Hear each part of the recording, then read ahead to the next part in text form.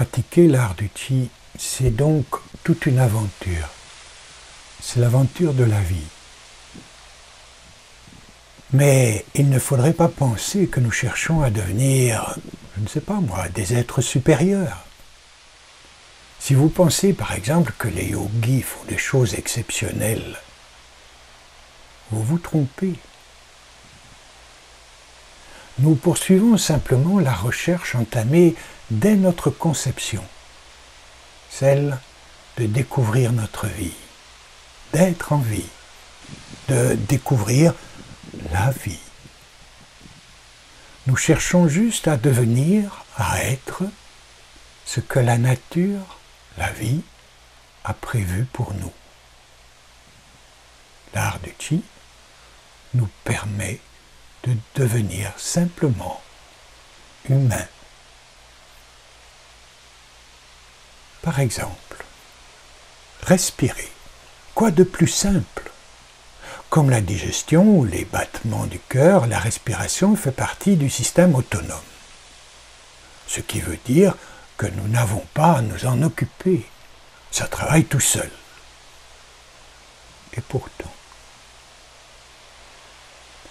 pourtant, respirer, c'est faire travailler des muscles. Et comme tous les muscles, ils peuvent fonctionner plus ou moins bien.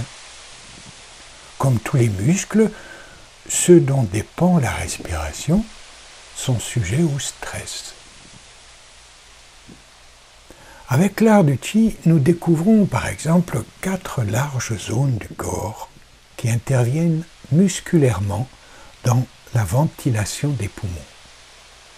Dans chacune de ces zones, nous réalisons une sorte de gymnastique douce afin de recouvrer peu à peu souplesse, amplitude et surtout aisance respiratoire. Certaines de ces zones sont très éloignées des poumons et pourtant elles jouent un rôle essentiel dans la bonne ventilation et dans cette aisance qui nous apaise et calme notre système nerveux.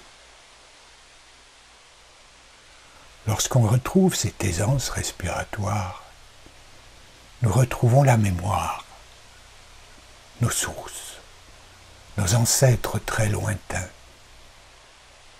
Nous retrouvons les mouvements des amibes, des méduses, des poissons.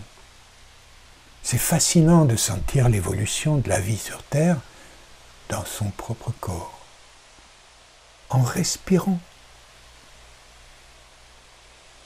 Parfois des mouvements différents s'installent. Et si nous nous laissons faire, si d'une certaine façon nous nous laissons masser, on ne peut que reconnaître un savoir, une justesse qui nous dépasse complètement.